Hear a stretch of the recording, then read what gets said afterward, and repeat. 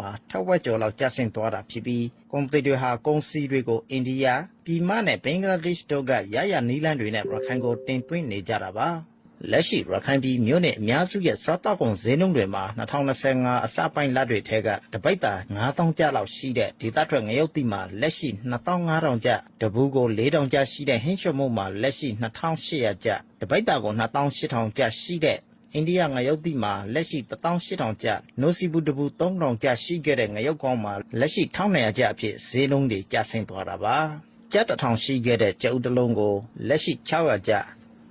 1000ရှိခဲ့တဲ့အိန္ဒိယစားစီတဘူးကိုလက်ရှိ8500ကျပ်တပိတ်သား4000ရှိခဲ့တဲ့ကျက်သွန်ဖြူနဲ့ကျက်သွန်နေမှာ3000ကျပ်နဲ့1000ကျပ်အသီးသီးပြောင်းလဲသွားကြပါတယ်စားသောက်ကုန်တွေအပြင်လူသုံးကုန်တွေထဲကတချို့ပစ္စည်းတွေဖြစ်တဲ့အဝတ်ထည်နဲ့လှောက်ကုန်ပစ္စည်းတွေမှာလည်းဈေးနှုန်းကျဆင်းမှုတွေရှိကြောင်းကုန်သည်တွေနဲ့ဈေးသည်တွေရှိရသိရပါတယ်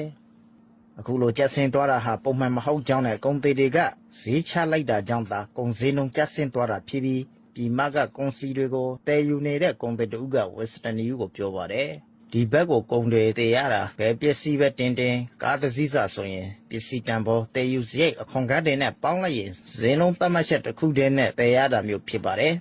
ဒီကိုရောက်လာတဲ့ပစ္စည်းတွေရောင်းတဲ့အခါမှာပထမရောင်းထွက်တဲ့ပစ္စည်းတွေထဲကအရင်ရောအများရောရထားပြီဆိုရင်ကျန်တဲ့ပစ္စည်းတွေကိုတတ်မှတ်ဈေးရလို့မဟုတ်တော့ပဲကုန်သည်တွေကကြားတဲ့ဈေးတွေနဲ့ရောင်းချလိုက်တာတွေဖြစ်ပါတယ်အဲဒါကြောင့်ပစ္စည်းတွေကဈေးကျဆင်းသွားတာမျိုးဖြစ်ပြီးတကယ်တော့ဈေးကကျတာမဟုတ်ပဲဈေးချပြီးရောင်းလိုက်တာမျိုးကြောင့်ဖြစ်နေတာလို့ဆိုပါတယ်